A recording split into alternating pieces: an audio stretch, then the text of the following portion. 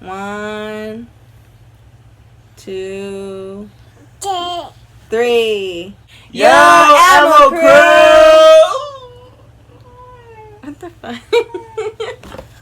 You're doing the Lonnie cry. Lonnie, tell them, yo, Ammo Crew. No. Yo. Say yo. It's way past Lonnie's bedtime, and she was being kind of a pain in the booters. So we went ahead and put her to bed. You could probably hear the The lullabies. Yeah, the lullabies. I was gonna say something else. Can you? So this did start off as a mukbang, but now it's just gonna be It's gonna turn to a story time. yeah, it's just a story time now. So grab your popcorn, any type of movie type of snacks you guys eat, get your drinks, cause you're not gonna want to miss this story time. So, you ever drink like that again? I'm sending you back to Canada. Ow, stop it, dude. This story time is a bit, it's, as requested, it's interesting. It's unique, it's different, and it's a little sad. But the turnout is amazing, so. All right. I'm just going to start and I'm going to go. Wait. Before he starts, if he forgets anything, I probably will be cutting him off and asking him some questions just so you guys know, like, the specifics or times or dates if he forgets. Because, I've heard this story, like, millions of times just because I forget, so I always re-ask him. But, you guys haven't heard the story, so I want him to be able to tell you all in detail. So, if I do cut him off, I'm not being rude. I'm warning him and you that I probably will, just so he can tell you all in order. And also, we were not together when this story happened, so. Around what time? I keep saying August, dude. We're not even in August. We are in August. I just said that. You just asked me what month are we in, and I said August. I thought we're in September. Is that September 27th? No, look. And it's the 28th.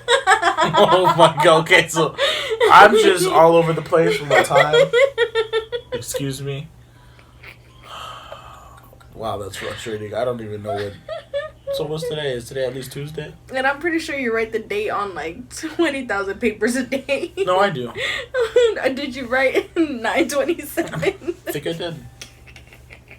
I think I've been writing 9 this entire month. So then when I write my papers next month and I write 9 again, they're gonna be like, he wrote 9. For 60 days. For 60 days. Interesting. The Mayan calendar must have changed.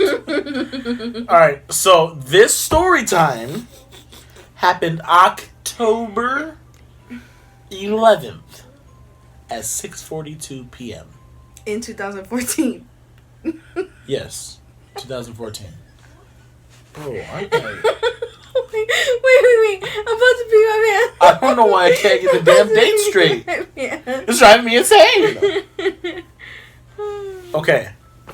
Alright, so let's get serious. So, what happened was, I was driving my bike home. I had just gotten an argument with my ex-girlfriend. Riding your bike. I said that. What did I say? You said driving. Dude, are you fucking playing with me? Dude, I'm tired. Dude. No, sit down.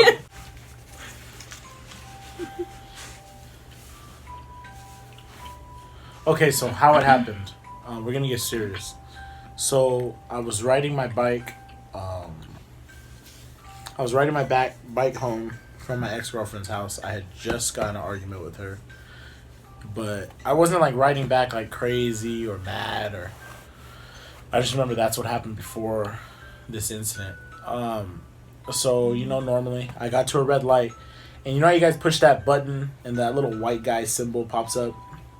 And that gives you the okay to cross the street. So it popped up. I looked both ways. I seen that the light was red. And then I had one headphone in, just so I can still hear but still have my music.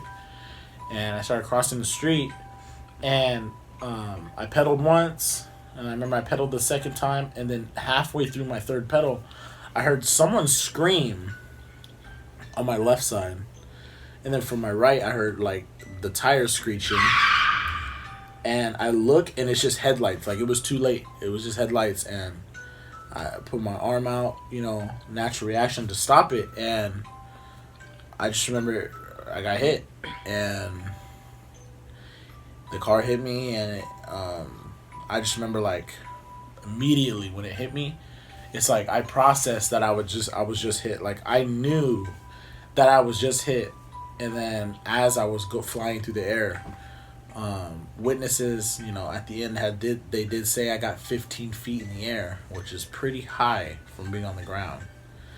And so when the car hit me, I kind of went over it, not over the back, but over it at an angle. And they hit me at, the car that hit me was a 1998 Toyota Camry. It was like a gold beige color. The lady driving it was 24 years old. And I remember she blew the red light. She was a drunk driver, and she hit me. And all I can remember is flying through the air, I immediately, I gripped, my whole body, tight. And I remember I just kept telling myself, please don't die, please don't die, please. Because I was going home to see my mom. So that would be a real shitty way for my mom, I died. So, I kept telling myself, whatever happens when you hit this floor, don't die, don't die. So I hit the floor, and I remember it was this whole arm, my shoulder, the side of my face, and all this. And I remember all this was bleeding. Ew. I remember all this was bleeding. And I remember I got on my hands, and I was on my knees, and I was opening my eyes super wide, trying to grasp everything. And I remember when I sat up, I remember I was looking around, and everything was slow motion, ooh. And I focused, oh shit, I just got hit. And I blinked, I looked around, I just see the cars flying by. And I remember I just blinked one more time. And that third blink, I'll never forget, the third blink, it went completely black. And it was weird, I thought I kept, why can't I see? I went blind. It was so weird. Next thing you know, I regained focus. I'm a block down the street. There is a Pizza Hut guy there. And his shirt says Pizza Hut. And he looks at me, he's like, bro, what the hell? Going crazy. He's like, I was telling you, to stop running. You just got hit by a car. Wait till, help arrives. And he goes, you just took off running. And hearing all these witnesses' reports, because they read them to me, it was just crazy. And I can hear them, later on when I was in, we'll get to that. But when I was in the ambulance, I was able to hear them going back and forth on what happened, to me. Everybody's trying to figure it out. I remember one of them was, one of them said I flew, a bunch of them actually said I flew 15 feet in the air. The other one of them said 65 miles an hour. One said 50. And then they ended up nailing it on 55 miles an hour. And then the lady that hit me even said she was going about 50, 55. And they said when they got to her too that she was just like, is he dead? Did I kill him? She was all scared. And because she didn't stop. She parked a block and a half down. She parked pretty far down. And I guess she told the police officers that she was scared. I didn't want to see what I did. She just said, I knew I hit someone, but I didn't want to see if he was dead or... And then she did tell him that she seen that it wasn't male. So, she was able to see me. But, you dazing off? I'm just thinking of, how does that... I mean, I don't want to know how that feels, but how does that feel to know that you just hit somebody with your car? I'm just thinking about that. How does that... what was, going through her mind when she was like, oh, my God, I just hit someone? You know what I mean? Yeah, fear, scared. That's what... you know what I mean? Which is understandable. I know, it's hard to react in that situation. I know, but even though she was scared, everybody knows what being scared is, but you still want to get out and check if that person's okay. Yeah, to be that scared, oh my God, I just killed him. That's probably what her reaction was, oh my God, I just killed a man. I just killed somebody. That's scary. Yeah. So then, I'm now laying in the gutter. So, from what the Pizza Hut guy told me was, he said he was at the turning lane when I passed him, so probably like my first or second pedal, I passed him. The car came from here, so she hit me, boom, right here, and he seen it, front row seat. He said he seen me get hit, and he said he was scared shitless. He said that he was just like, he said, but when he seen me pop up, he was like, oh my God, like, he's okay. And he said, like, I just had this look, like, scared look. And he said, like, I just picked my bike pieces up. He said, I still don't know why, guys, I did that. But he said I picked up my bike pieces, and I was gathering them, and I was holding them, and I just started sprinting. And then he said I just stopped, the bike pieces fell, and I just fell. Boom, chin first, grinded all this up. Chin first to the concrete, and I just laid there. But he said you kind of like stumbled, like. Yeah, he said like I was just like kind of like, yeah, like. And what that is, what the doctors actually told me later on a checkup was if you guys don't know, your body has a flight or fight response, fight or flight, and this is it was like a mix of the both. My body was fighting to keep me alive, and then my body also took flight. It was like, I gotta get the hell out of this situation. Like, I gotta go. Like, I know I just got hit, but I gotta get out the street. I gotta go. Like, it's amazing to think, like, what your body is capable of doing, even if you're not even fully conscious, because I wasn't even conscious. That's what I thought. I thought I was out, gone. I thought I was cold. And my body just took over, like, to get me out of the situation. Like, I don't know. It's crazy. So then, I'm laying right there in the gutter, and about a block and a half down, and the pizza guy's talking to me, and I'm like dazing off. And then I hear people crying, I hear people screaming, like, this lady hit him, she's down the street, let's go get her. Like, it was just crazy. Like, I remember I was laying down, and I picked my head up, and I looked around, and there was people everywhere. Like, people videotaping, you guys know, people videotaping it, people just standing out of their cars. Like, traffic was stopped, like, everybody was like concerned. And it was cool because like the city came together, and like, you know, I appreciate everybody for that. But I just remember laying there, and I hear all this screaming. I hear the cops. They're like, he's over here. And the paramedic, I look and I see them coming. They're running with a gurney. They're running to me, and they're like, I see the light. They're running with the flashlight, so the light's like going off and on my face, like beaming in my eyes, and because they're running. And I just remember they got to me, and when they were coming up to me, I remember it just went pitch quiet. Like, it scared the shit out of me. Like, at this point, I thought I was dead. Like, I don't know, like, I was, like, kind of accepting it. Like, that I was gone, because it was so quiet. Like, it was so loud.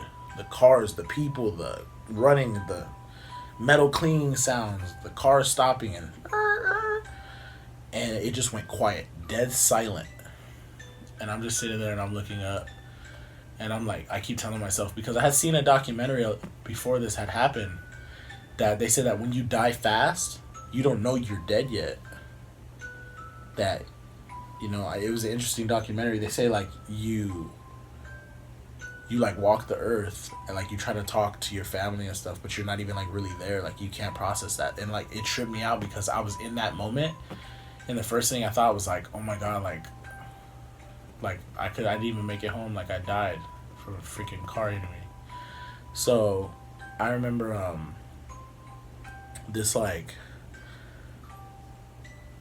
I don't know what race she was, I couldn't tell, but she had came up to me, this lady, and she grabbed my hand like that, you know, from this side though, and she put it on my heart, and she was like, can I say a prayer for you, sweetie?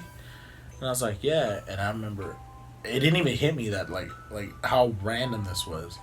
So she says a prayer for me, and this gives me the chills every time. She says a prayer for me, and I can't even remember what she said. It was just, I was amazed at the fact of how loud and like, not robotic, but like pure her voice was. Like, pure. Like, it was just like peaceful. And I just remember, like, she had let go, but before this, my hand was in it was like the gutters, it was wet, had all this stuff, but where she grabbed, you could see, because all of it went away. So only like parts of my hand still had that stuff on it, so as if someone really had my hand. So, which is what I thought. So the cops run up, right? And as soon as the cop gets there, I'm like awake. I'm like, okay, I don't think I'm dead. It's like something's not right. So I tell the first cop that gets to me, I'm like, hey, can you tell the lady come here? Can you tell the lady come here? The lady that was just right here. And he's like, sir, there's no lady around you. We blocked it off. No one's even over here. There's no lady. And I start getting mad. Like, no, the lady, she was just talking to me. She just said a prayer for me. And like, I'm telling him, like, how can you? And he's like, okay, calm down. You were just hit by a car. And then like, it hurts so bad to talk. Like, every time I talked, it felt like this was just going like in. It just hurt. And it tripped me out because the first thing that I can think of is like, I don't know who this lady is, but whoever it was definitely a guardian angel. Because, I mean, to this day, I still don't know how I made it through that. And it trips me out. So, I know some people probably don't believe, but whatever that was, there's no explaining that. It had to be a guardian angel that was there with me, because once she left after saying that prayer, I was tuned in. I was awake. I seen all the people. I seen what was going on. I was communicating. I was talking. And they were like checking my head, checking my body, and then we'll fast forward because you know how they check your vitals, do all that stuff. Then they were like, we got to take him, we got to go. Because they thought that I had internal bleeding. Because they couldn't see any bleeding from the outside, but I had a bunch of red, like real dark spots all over me. So they thought that the impact had did something inside. So I get inside the paramedic. The lady, she sees me and she's like staring at me, and they wheel me in. They tell her everything. They go over all the paperwork.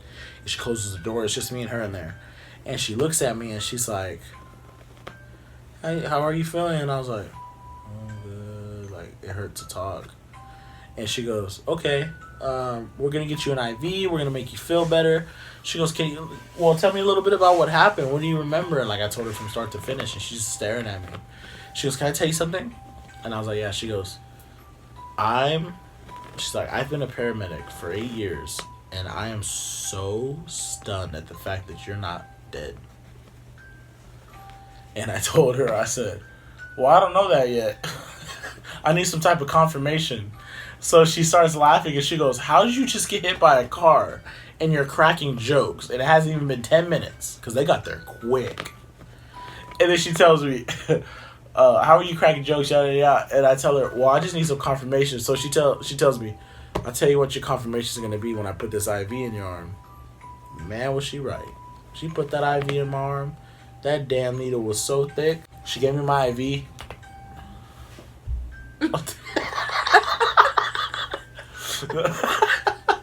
Just die in the video. No, so she gave me my IV.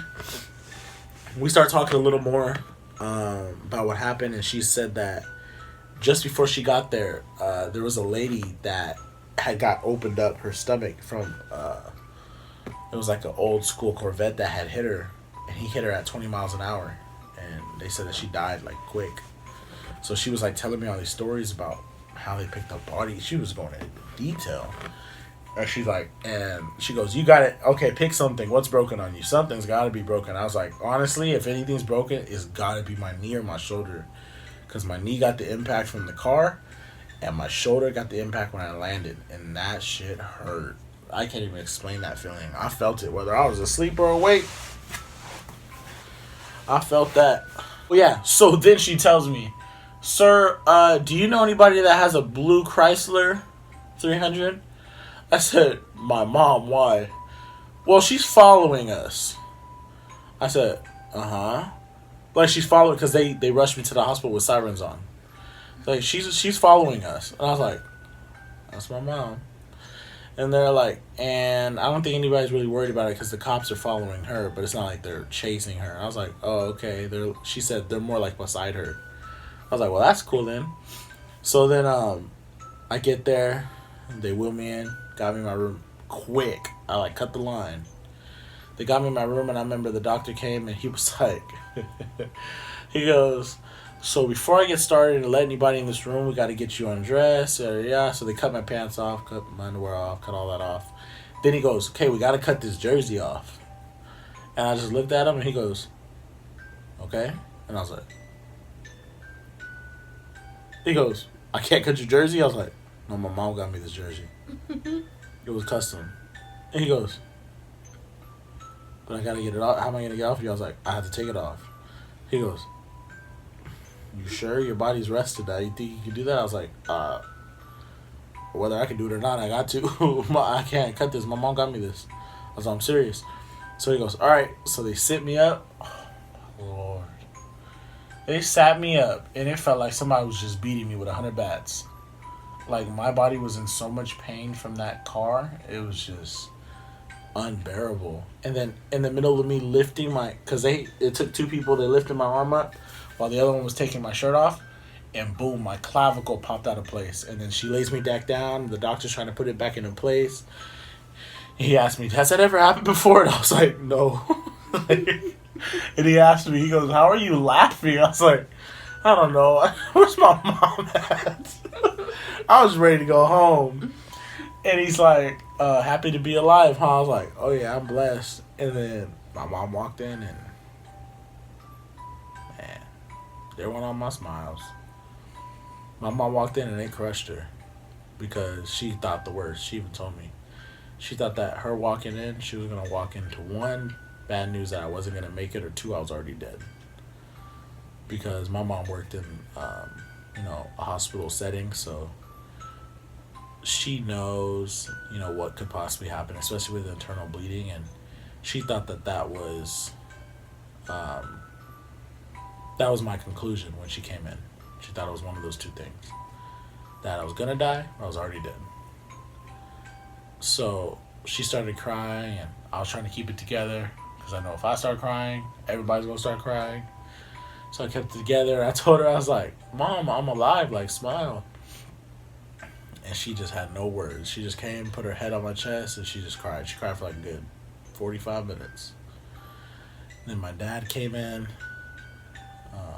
and he was just like, stared at me. Like, he didn't know what to say. And then I remember my brother and sister came in, and they stank. So, like, they was just like, they came, you know what I mean? They ain't got no type of sympathy. They came in and it was just like, you're alive? That's good. I'm not even kidding. My brother, he was like, you're alive? I was like, yeah. He goes, alright, well, I gotta go. And they left. I'm like, what the? And then I remember he had asked, how fast was the car going? 55. He goes, damn, that was fast. That's cool that you're alive, though. And I'm just looking at him. He goes, but I gotta go. Glad you're alive. And then he left. My sister did the same shit. And then my dad was just silent. Then they had my parents leave the room. They said they gotta do x-rays on my whole body. Make sure I don't have any internal bleeding. And they were like taking bets. Like, how many broken bones? My mom said 2. My dad didn't say anything. And I said 2. I said like a major fracture somewhere in my shoulder. And I think that my knees broke because I couldn't feel my right side of my body. So like I was explaining myself, I would use my left side. If I even tried to move my right side, I was screaming. It was so painful. Like my skin was like, how do I, like when you beat like a steak to tenderize it, I felt like that. Like someone just beat my body so bad to where like you pushed anywhere and it hurt. Excuse me. So then I remember the nurse comes in. She's like, hi, sweetie, I'm going to be doing your x-rays and yada, yada. So she does my x-rays and then they come back in the room with the results. And they're like, whether we have good news and we have bad news. And they're like, the good news is, which is astonishing, is you haven't broken a single bone in your body. And I just stared at the doctor and he was looking at me and he just didn't look away. We locked eyes for an awkward 5 minutes. It was really weird. And we're just like, we were just looking at each other and he was like, he had his mouth open. He was just like, and he goes, you didn't break anything. And I was like, okay. But mind you, before they left, I said, I think I broke my knee and my shoulder, but if I didn't break anything, you guys got to tell the whole hospital that I'm Superman. So what did they do? They told everybody I was Superman.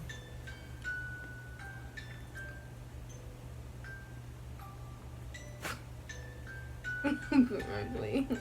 So then it came back. They said, but it doesn't look like he's gonna walk again, and that was my breaking point because I was active in a lot of sports, especially basketball, and when I heard that, I had games coming up, practices coming up, work. I was working at Sports Chalet, and man, being told that you might not walk again is like, I mean, I don't even know how you take that. Like, so you know what I mean? I started crying. I was worried. My mom started crying more. My dad had left, already back to work. And they were like, we don't know for sure yet. We're just going to have to see. And then they came back a second time and like, yeah, it looks like he's probably not going to walk. But they're telling my mom as I'm awake, but keep his spirits up, you know, talk with him, you know, make him feel better about it. And all I can think is like, how am I supposed to feel better about not walking again? So like every time I see someone in a wheelchair now, I'm like, man, like, you are one amazing human to be able to do that every single day. Because that's all I can think about is like, dude, I gotta be in a wheelchair. I gotta find somebody to push me around, like. And I just remember, it was like four. I can't remember, somewhere 4 to 6 months. You know, after I had went home, because I was in there for a while, and then after I had went home, my mom, when she would leave, I would practice, and next thing you know, I mean, I don't know if you want to call it relearn, but I started walking. Immediately, I was active after that. I started walking, went right back to work. They let me stay back at work. They accepted me back, no issues. Got back in the gym, started shooting around, started lifting weights, and I literally got back all of my life like nothing ever happened. But at the same time, it affected me because every little move I did with my right arm, my shoulder would pop out. And it would hurt like hell. And I would like put it up against something and press it in like hard. And you would hear it like all the little squeaky noises. Like a toy, like it was locking back together. Here I am. I am alive. I am healthy. I love my life. I got a beautiful family. And life has taken a turn for the better. So, anyone that has any type of issue like that, or, you know, oh, let me sit. I got old people knees, guys. Oh, yeah. Anybody that's, you know, been through something like that, you know, I would really love to hear it. I like to hear stories like that, you know, even if they're bad, you know. I like to hear that, speak about it. But one thing that I know that I take from that is to never take life for granted. And that, in all seriousness, your life can end at any time. So, whatever problems you have right now with people that you love, I suggest you fix them. Even if that means you have to be the bigger person and suck your pride up, that's what it has to be, because one thing I know you don't want to live with is, I know if I had died, I know I had just gotten in a fight with my sister that day, I know that she would regret that. Just remember to work things out, say sorry, say I love you. Kiss them, hug them, cherish the people that you love. Because it could be taken just like that. And that night, I could have died. It could have went a whole nother way, and I wouldn't even be here to tell you guys this story. So, just keep that in mind when you guys are going through stuff with your partner or a family member. That they can argue with you right now, and they can go to the store in 5 minutes and never come back. So, just remember that. Always love those people around you. It's actually made me a nicer person too, because I was like, I wouldn't say mean, but I was low key like, you know. It was mean. I was mean. I was kind of mean because like people were mean to me. So, but now I'm super nice, even to mean people. So, I'm sorry if I bored you guys. Let me know what you think of this video. Give it a thumbs up if you're happy I'm alive. But I'm gonna let Pawnshot close out the video. I love y'all so much. Thank you for watching. If you're still watching right now, if you watch this video to the end, I want you to comment below if you watch this video to the end. because I got mad love for you if you watch this video. This whole video. It's a long video. But that's my story. I'm blessed to be alive. And yeah, Malcolm out, bro. I always tell Malcolm that, he didn't, because like I said, he was not supposed to be here today. I always tell Malcolm that, he was put on this earth, especially for me, because Malcolm is somebody that I prayed for. Like, I wished for, I hoped for. Like, don't look at me, dude. Just stop. And he's somebody that, like, I stayed up, like, long nights crying and praying for. So I tell him that, God made him for me. God put him on this earth for me. Stop looking at me, dude. He put him on this earth for me. So when I heard this story, when he told me, well, actually, I didn't know him, right? I think that was it. I didn't know you when I found out about it.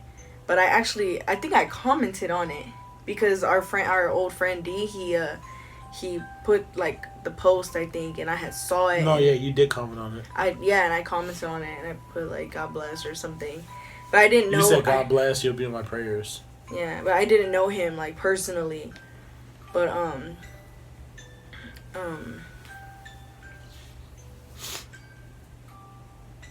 think that was around the time that we actually started talking over the phone. But anyway, yeah, so I didn't personally know him, but I seen, that he had went through that, and it was like really sad. And, he explained it in like this long paragraph, and then Dee shared it, and then I saw it, and yeah. But I always tell Malcolm that, that he was, he was made for me. So stop looking at me, dude. That he was made for me. So, I don't think God would make him for me and then take him right away. But like I said, like when I heard that story, it was just it amazed me, but at the same time, it was just like I looked at him and I was just like, I couldn't help but to like smile, because it's like he could have been taken from me and I would have never, met my soulmate. So,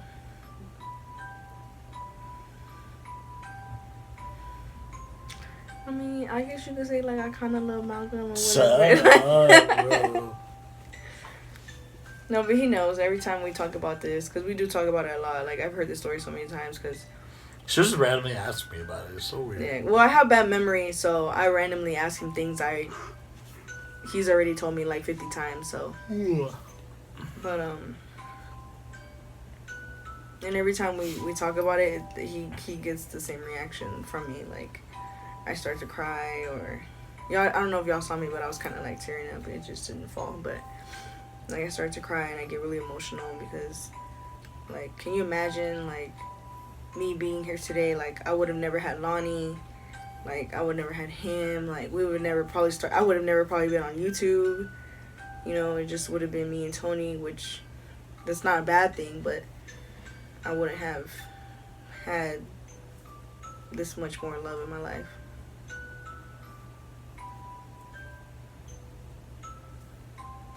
That lullaby music in the back, though. I know, it's like extra sad. It sets the tone.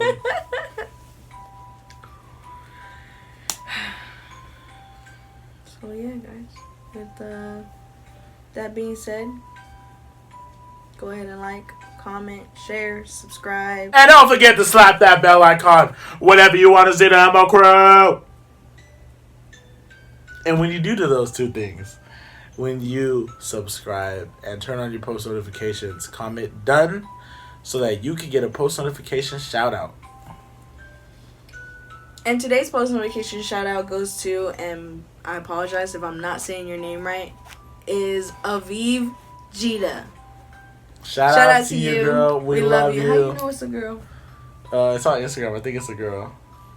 Oh, okay. Okay, well, we love you. Yeah, I hope it's a girl. You're a girl. I hope you're a girl. It's a girl. I hope you're a girl. If you see this, comment down below. It's a girl. I'm so sorry if you're not. I'm gonna feel super disrespectful if it's not a girl. Look, if you're not a girl, don't let me disrespect your character like that. You don't need that. You better stand up for yourself. I think it's time for you to go to bed. All right, we love you guys. Yeah, yeah. I've been searching all my life for that long lost